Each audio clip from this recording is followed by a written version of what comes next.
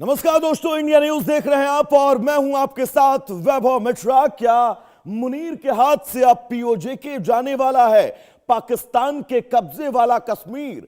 आसिम मुनीर के लिए अब नासूर बनता जा रहा है। पीओके की आवाम पहले से ही पाकिस्तानी फौज को घुटने पर लेकर आई थी। अब Jammu Kashmir joint Awami action committee के शांतिपूर्ण प्रदर्शन रैली पर पाकिस्तानी फोर्स ने गोलियां चला दी। यहां गलती पाकिस्तानी सेना और आसिम मुनीर को अब सबसे महंगी पड़ने वाली है।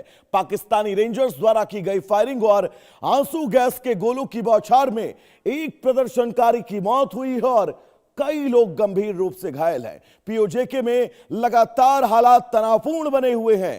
पाकिस्तान सरकार के खिलाफ चल रहा विरोध प्रदर्शन अब तेज होता दिखाई दे रहा है। आंदोलन का नेतृत्व कर रही ज्वाइंट आवामी एक्शन कमेटी ने पाकिस्तान सरकार को महज 48 घंटे का अल्टीमेटम देते हुए चेतावनी दी कि अगर उनकी मांगें पूरी नहीं की गई तो 9 जुलाई से बड़े स्तर पर आंदोलन की शुरुआत होगी।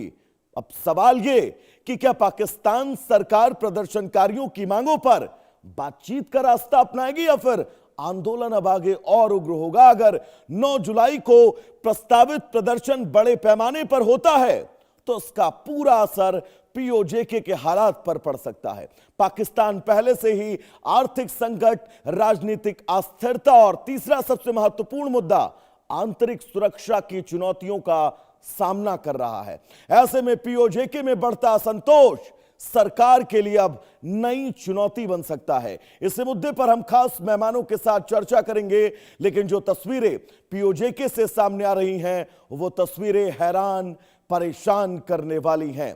दरअसल जेएसी की धमकी पर मुनीर की चुप्पी, क्या ये अब पाक अधिकृत कश्मीर के किसी नए भविष्य की नई कल्पना भर है या फिर आगे पाक अधिकृत कश्मीर का भविष्य बिल्कुल अलग होने वाला है?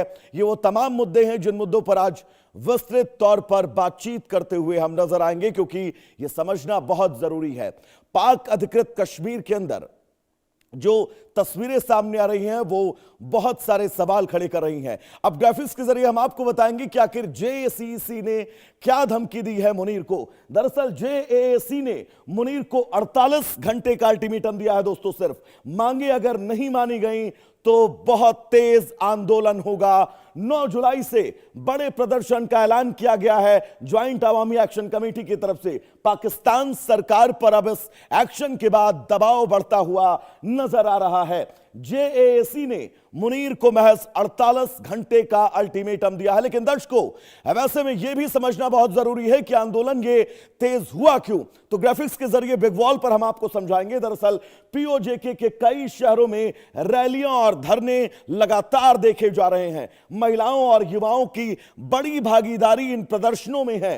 अब्बासपुर में बड़ी जनसभा का दावा किया गया पीओजे में। अगली ग्राफिक्स अगर हम आपको बताएं तो प्रदर्शन के दौरान फायरिंग कर दी गई वहां पर निहत्थे लोगों पर। अगली ग्राफिक्स अगर हम आपको बताएं तो कई लोगों के घायल होने का दावा जेएसी की तरफ से किया जा रहा है। शांतिपूर्ण प्रदर्शन पर बल प्रयोग का आरोप लगा है मुनीर के सेना और पाकिस्तानी रेंजर पर। नेताओं की गिरफ्तारियों से अब जनता का आक्रोश बढ़ता जा रहा है और यह आक्रोश बहुत तेज हो रहा है। प्रदर्शन रोकने के लिए सुरक्षा बलों की तैनाती है। प्रशासन और प्रदर्शनकारियों में अब क्लैशेस देखने को मिल रहे हैं और ये क्लैशेस ये बता रहे हैं कि पाक अधिकृत कश्मीर में कुछ भी ठीक नहीं है। जेएसी की प्रमुख मांग क्या है, ये भी हम आपको ग्राफिक्स के जरिए बताएंगे। दरअसल जो नेता जिनकी गिरफ्तारी हुई है उनको रिहा किया जाए, ये पहली मांग। महंगाई और टैक्स में पाक अधिकृत कश्मीर की जनता को राहत मिले।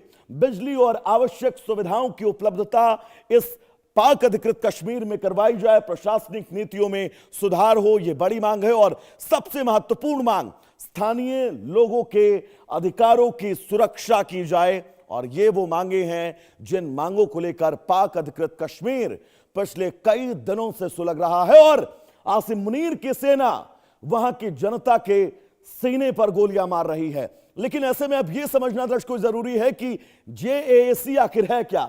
दरअसल इसका गठन साल 2023 में किया गया। यह वहां का एक संगठन है गठन का कारण है प्रॉपर्टी टैक्स के विरोध से इस संगठन की शुरुआत हुई।